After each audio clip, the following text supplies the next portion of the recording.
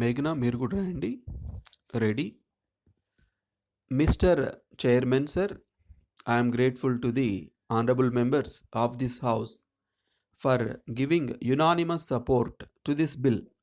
At the outset, I would like to say that this bill has been brought in as a result of the persistent demand from the members of both houses. I am not saying this for the first time.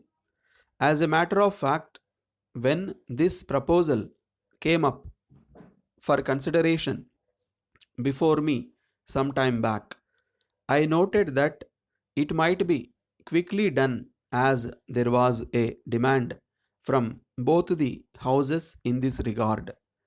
With regard to the various provisions in the bill, an honorable member wanted a distinction to be made between those who were running this game and those who were participating in it. I may assure him that we have made a distinction.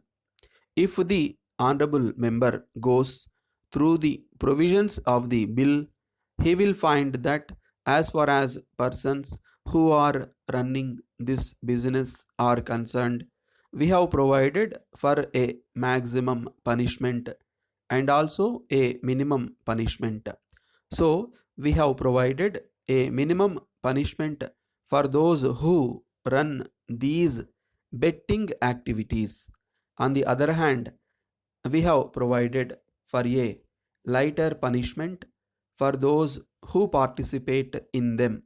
In this connection, I would like to point out that participating in betting activities is also an offense like the running of a betting house. But at the same time, I do realize that the other thing is more serious because he exploits the gambling instinct of the people. That is why we have provided also for a minimum punishment in their case. I do agree that not only in respect of this law, but in respect of every law that we pass for the purpose of regulating the conduct of the public, it is necessary that the police should take an impartial attitude in the matter and should be strict in enforcing the law. If that is not done, all this may become an instrument of oppression. So far as this point is concerned, we may be happy that our police officers are, after all, our brethren. They will bear in mind what we are saying here and what is happening outside in society also. I have no doubt in my mind that they will enforce this legislation to the best advantage of society.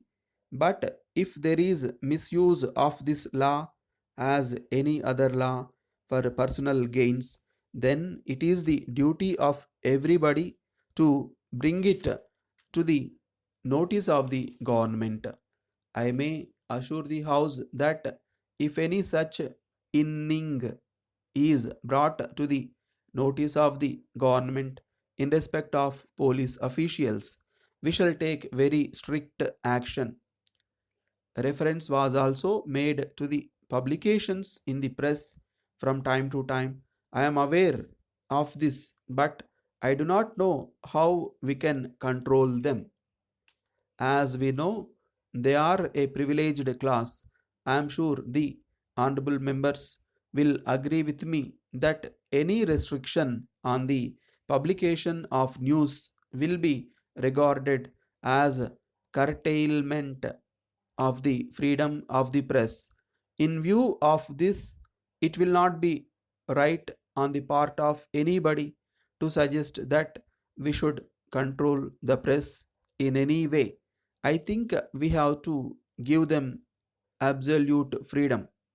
Let us hope that with the passage of this bill, it will be possible to put down this evil with a strong hand. Let us hope that when we discuss the next budget, we will be able to say that we have to put down this evil to a great extent. Letter from the New India Cotton Mills Limited, Kolkata, to Messrs. Ganesh and Company, Mumbai. Dear sirs, we draw your kind attention to your order for supply of some goods. With reference to your order, we are very sorry that we have to ask for extension of time in its execution.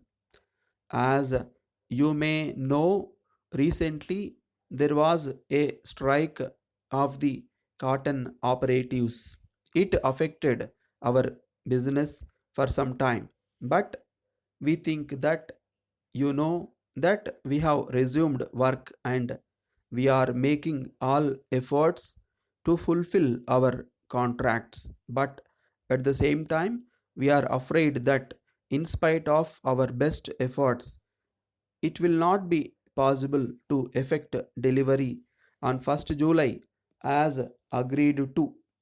But we would like to assure you that we are confident that we will be able to effect delivery of your goods on 1st August. We hope and trust that this course will meet with your approval. In this connection, we assure you that all orders will be handled in strict rotation and we shall do our best to expedite delivery. In the light of what we have stated, we hope you will realize that this delay is due to circumstances beyond our control and we shall very much appreciate if you allow this additional time. We are sure there will be no need to ask for a further extension. We tender our apologies for the delay. Yours faithfully,